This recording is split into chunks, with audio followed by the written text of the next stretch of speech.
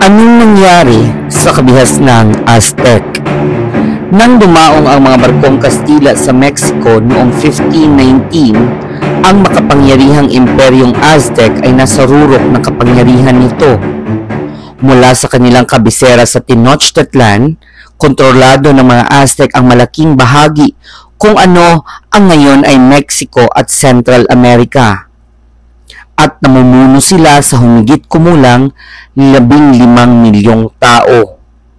Ang mga palasyo ng Aztec ay kasing lawak at kasing sopistikado ng mga nasa Europa, at ang kanilang mga templo ay may ihahambing sa mga piramide ng Egypt. Ngunit sa loob lamang ng 2 taon, gumuho ang makapangyarihang imperyo at ang Tenochtitlan ay nawasak matapos ang isang mabangis na paglusob na pinamunuan ng conquistador na Kastila na si Hernan Cortez.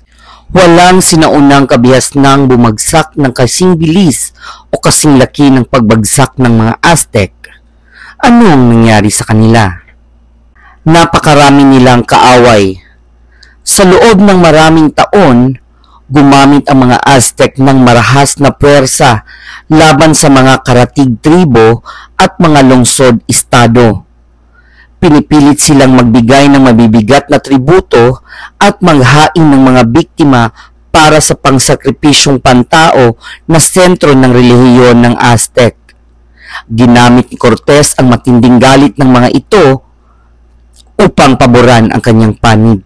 May mga kalamangan din ang mga Kastilang mananakop dahil sa mas makabagong sandata, mga baril, sinani na kabayo at aso, at mga barkong pangdigma na lubos na nakatulong upang madaig nila ang mas malaking bilang ng mga Aztec.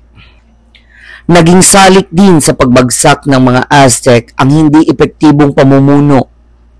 Naniniwala ang kanilang emperador na si Montezuma na maaaring si Cortez ay ang balbasing Diyos ng Aztec na nasa propesiya na sasakop sa kanyang mga tao at magdadala sa pangkalahatang kapayapaan. Dahil hindi niya alam kung paano haharapin si Cortez, siya ay nabihag noong 1520 at kalaunan ay napatay, marahil na kanyang sariling mga nasasakupan. Ang kanyang kapatid na si Cuitlahua ang humalili sa pamumuno at pinangunahan ng isang hukbong nagpaalis sa mga Kastila mula sa Tenochtitlan. Ngunit nakaharap naman ng mga Aztec ang isang napakabagsik na kaaway, ang bulutong. Dinala ito sa Mexico sa pamamagitan ng mga barkong Kastila at winasak nito ang malaking bahagi ng populasyon ng Aztec, kabilang ang bagong emperador at libo-libo pang iba.